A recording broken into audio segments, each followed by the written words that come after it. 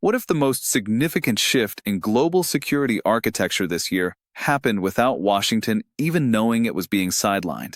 Because this week, reports emerged that Canada, under Mark Carney's leadership, has coordinated a multilateral security framework for the Strait of Hormuz with 7 nations. And Donald Trump was not consulted. This is not a regional trade agreement. This is a fundamental realignment of energy security that excludes American leadership. And it suggests that Trump's approach to allies has produced exactly what he claimed to prevent: isolation. The Strait of Hormuz is not symbolic. It is operational. Roughly 1/5 of global petroleum and significant liquefied natural gas pass through this narrow waterway between Iran and the Arabian Peninsula. Control over its security has historically been dominated by the U.S. Navy through its Fifth Fleet in Bahrain. That control meant leverage and influence. That dynamic may now be shifting. According to diplomatic sources, Canada has assembled a coalition including the United Kingdom, France, Germany, Japan, South Korea, and Australia. These are major economies with direct stakes in energy transit and regional stability. And they have reportedly established a coordinated naval and intelligence framework to monitor and secure shipping lanes through the Strait of Hormuz without relying on Washington's command structure. This is not a theoretical exercise. This is operational coordination.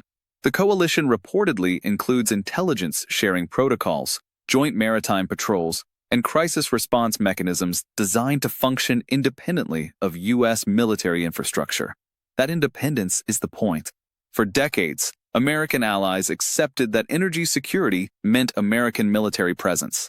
That acceptance is no longer automatic. The architect of this shift is Mark Carney, through quiet diplomacy and coalition building while Trump was focused elsewhere. The timing is not coincidental. This coordination effort reportedly accelerated while Trump was threatening Canadian steel tariffs, blocking infrastructure projects, and publicly attacking Ottawa. While Trump deployed economic pressure against Canada, Carney was building strategic partnerships with America's traditional allies. While Trump was isolating Washington, Carney was constructing alternatives. The message is unmistakable. If the United States cannot be relied upon for stable leadership, other structures will emerge. And Canada is positioning itself at the center. Consider the strategic implications. The Strait of Hormuz has been a flashpoint for decades. The assumption was always that Washington would lead any security response. That assumption no longer holds. If a crisis erupts and this coalition responds without coordinating through U.S. Central Command, that represents a breakdown in American primacy.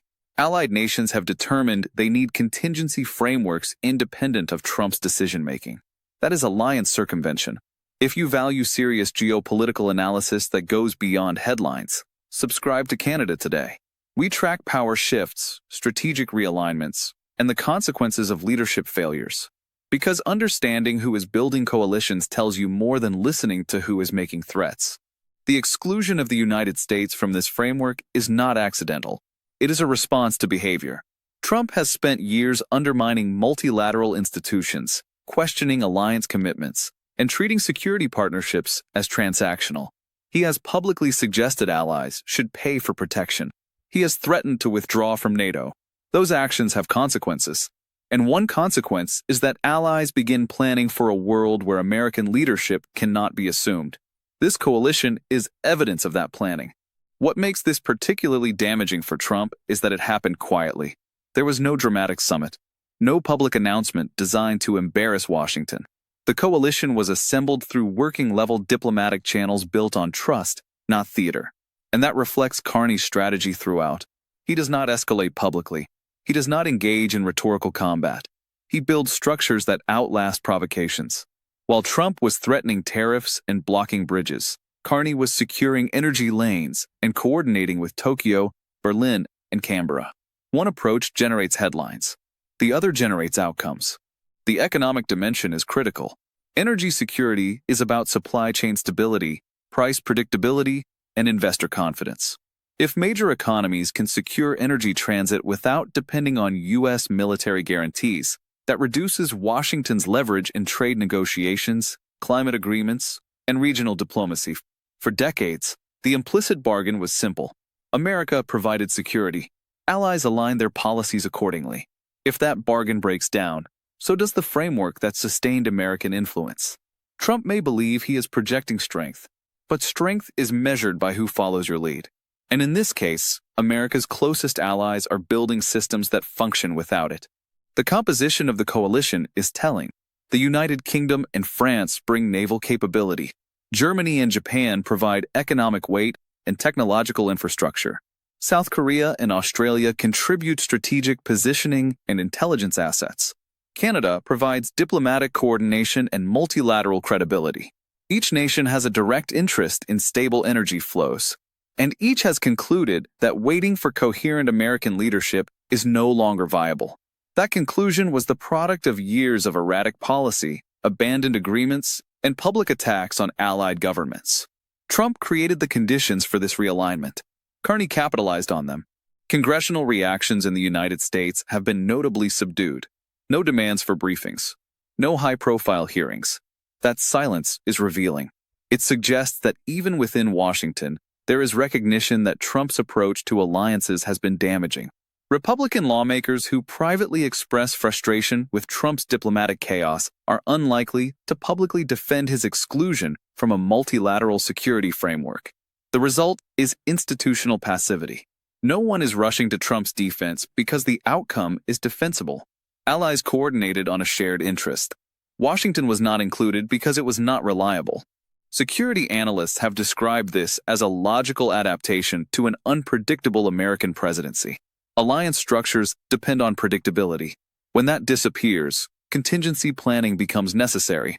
This coalition represents contingency planning at scale, designed to function when American power is absent or unreliable. These nations are not seeking confrontation with Washington. They are seeking insurance against it. And the fact that insurance is necessary reflects how far trust has deteriorated. For Trump, this represents a unique form of strategic defeat. He has been outmaneuvered without a confrontation.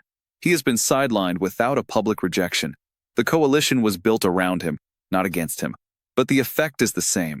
American influence has been diminished not by an adversary, but by allies who concluded they could no longer depend on Washington's leadership. That is not the result of foreign aggression. That is the result of domestic failure. Trump promised to make America respected again. Instead, he made America optional. Mark Carney's approach has been consistent. He does not react impulsively. He does not make threats he cannot enforce. He builds coalitions methodically and allows Trump's behavior to create the openings he needs. When Trump threatened Canadian steel, Carney diversified trade partnerships. When Trump attacked the Gordie Howe Bridge, Carney let American lawmakers expose the corruption. When Trump dismissed multilateral cooperation, Carney organized it without him. Each time, the pattern is the same. Trump creates chaos. Carney creates structure. And structure wins. The broader implications extend beyond energy security. If allied nations are willing to coordinate major security frameworks without American participation, that sets a precedent for other multilateral efforts. Climate agreements, trade pacts, technology standards. The assumption that American leadership is indispensable is being tested, and in this case, it failed.